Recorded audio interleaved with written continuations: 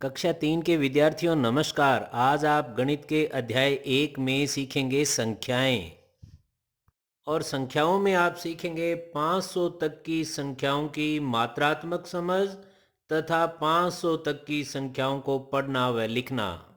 तो चलो शुरू करते हैं। आपको भी पिंकी की तरह याद होगा कि आपने अब तक 100 तक की संख्याओं का अभ्यास मोतीमाला से, मोतियों से व माचिस की तिल्लियों के बंडल से किया था।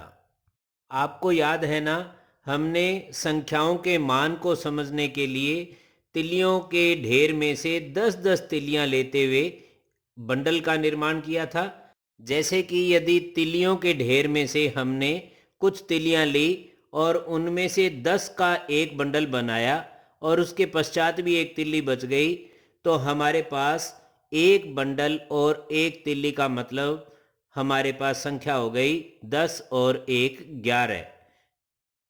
इसी प्रकार से यदि हमारे पास ली गई तिल्लियों से 2 बंडल बने और आगे 3 तिल्लियां और बच गईं, तो हमारे पास 2 बंडल का मतलब 20 और 3 तिल्लियां साथ में मिलाने से 20 और 3 23 प्राप्त होते हैं। इसी प्रकार 10-10 मोतियों की माला बनाते हुए हमने संख्याओं की समझ बनाई थी। एक माला में यदि 10 मोती तो 2 मालाओं में 20 मोती, और यदि हमारे पास 3 मोती खुले बच जाते हैं तो 20 और 3 कुल योग हुआ 23 मोती।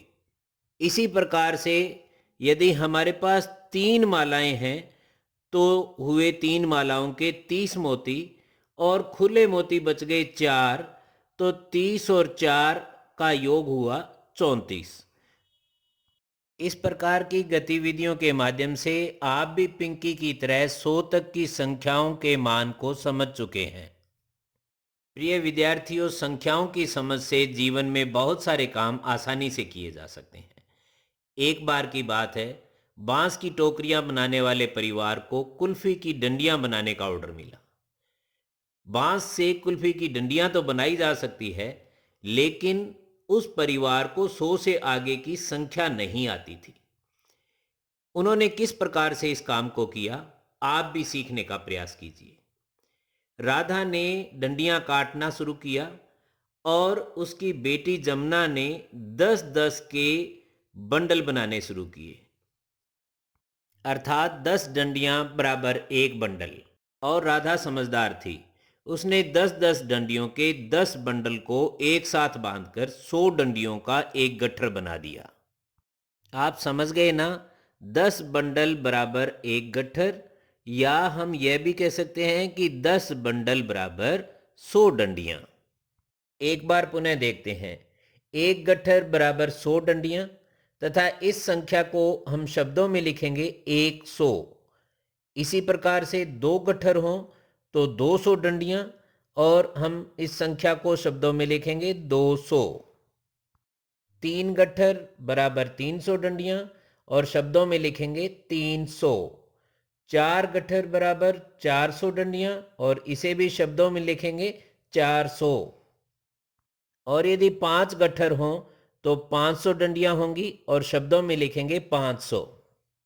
और इस प्रकार उस परिवार ने संख्याओं की समझ के आधार पर अपने कार्य को आसानी से पूरा कर लिया।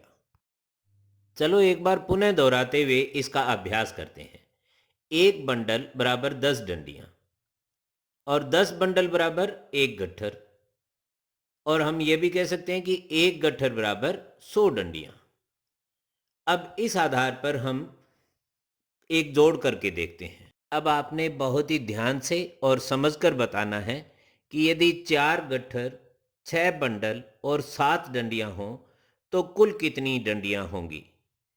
हम इसको देख सकते हैं कि 4 गट्ठर अर्थात 400 डंडियां, 6 बंडल बराबर 60 डंडियां, और 7 डंडियां हैं ही। तो अब आप 100 तक की संख्याओं की समझ के आधार पर कह सकते हैं कि 60 में 7 जोड़ने से बनता है 67, और इसी प्रकार 400 में 67 जोड़ने से बन जाएगा 467, अर्थात कुल डंडियां हुई 467। एक और उदाहरण लेते हैं जिसमें है 2 गट्ठर, 3 बंडल और 4 डंडियाँ। तो इन सब का योग करने के लिए 2 गट्ठर बराबर 200 डंडियाँ, 3 बंडल बराबर 30 डंडियाँ तथा 4 डंडियाँ हमारे पास अलग से हैं ही। तो अब हम पूर्व समझ के आधार पर कह सकते हैं कि 30 में 4 जोड़ने से हमें प्राप्त होते हैं 34 और इसी प्रकार 200 में 34 मिलाने से हो जाएंगे 234। यह हुई हमारी कुल डंडियों की संख्या। अब हम 100 से आगे 500 तक की संख्याओं को पढ़ना व लिखना सीखते हैं। आप सभी 1 से लेकर 100 तक की संख्याएं लिखना जानते हैं। हम सबसे पहले यहाँ 1 से लेकर 10 तक की संख्याएं लिखते हैं और प्रत्येक संख्या में 100 का योग करने का प्रयास करते हैं।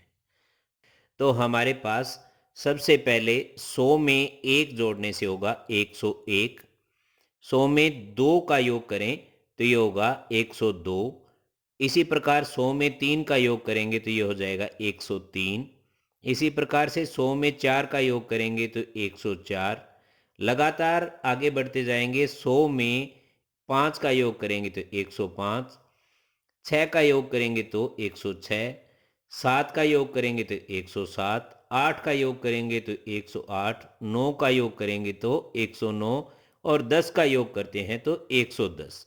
और इसी प्रकार योग विधि से हम आगे की संख्याओं को आसानी से लिख सकते हैं।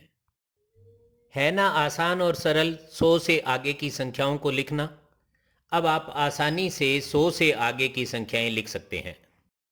इस प्रकार संख्याओं में आपने सीखा है 500 तक की संख्याओं की मात्रात्मक समझ तथा 500 तक की संख्याओं को पढ़ना व लिखना। आशा है इस प्रकार समझना आपको पुस्तक में दिए गए अभ्यास के प्रश्नों को करने में सहयोग करेगा। धन्यवाद।